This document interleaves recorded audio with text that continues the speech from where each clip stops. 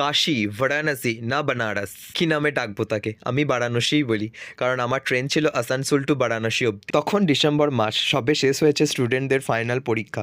খাতা দেখা শেষ করে স্কুলে জমা দিয়ে ব্যাগ প্যাক করে চললাম অজানাকে জানার উদ্দেশ্যে। অজানাকে জানার উদ্দেশ্য মানুষের চিরকালেরই, আমিও তার ব্যতিক্রমী হয় কি করে, আমিও তো মানুষ। তাই চলে এলাম বাড়ির কাছের স্টেশন পাড়াজ। পাড়াজ স্টেশন থেকে ধরবো 6:05 পাড়াজ টু আসানসোল লোকাল। ট্রেন যখন দুর্গাপুর এসে পৌঁছালো তখন বাজে 7টা, যার আসার কথা ছিল 6:30টার সময়। আমরা যারা এই আসানসোল বর্ধমান লাইনে ডেলি প্যাসেঞ্জারি করি বা জার্নি করি তাদের চিরভোগান্তি এটা। আমার ট্রেন ছিল 12333 আসানসোল টু বারাণসী বিভূতি এক্সপ্রেস।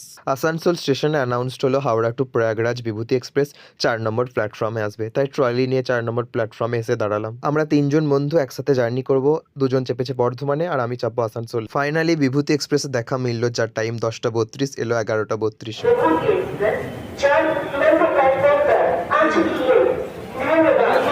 আমাদের টিকিট ছিল স্লিপারের আর কোচ ছিল S4। তারপর কোনো রকমে ট্রেনে উঠে ঘুমিয়ে গেলাম। সকালবেলা যখন ঘুম ভাঙলো তখন দেখলাম ট্রেন দাঁড়িয়ে আছে বিহারের রঘুনাথপুর স্টেশনে। আমি এই প্রথম রাজ্যের বাইরে ঘুরতে যাচ্ছি, তাই আমার মনের মধ্যে একটা আলাদা এক্সাইটমেন্ট কাজ করছিল।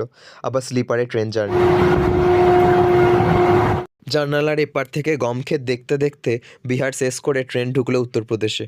পণ্ডিত দীনদয়াল উপাধ্যায় স্টেশন পার করেছি মানে এবার ট্রেন থেকে দেখতে পাবো গঙ্গা আর নমঘাট, তাই আর সিটে বসে না থেকে চলে গেলাম দরজায়। এতদিন এই ভিউটা শুধুমাত্র ফোনেই দেখেছি, কিন্তু নিজের চোখে দেখার যে এক আলাদা অনুভূতি তা কথায় প্রকাশ করা যাবে না। ট্রেন থেকে নমঘাটের ভিউ দেখতে দেখতে ট্রেন এসে পৌঁছালো কাশী। কাশী স্টেশনকে নিয়ে একটা খুব সুন্দর কথা আছে, হাম কাশী সে তো চলে আতে हैं लेकिन काशी हमारे अंदर से कभी नहीं जाते। অবশেষে ট্রেন এসে পৌঁছালো বারাণসী স্টেশন। বেনারসে কী কী করলাম তা ভিডিও নিয়ে আসছি খুব তাড়াতাড়ি, ফলো করে দাও।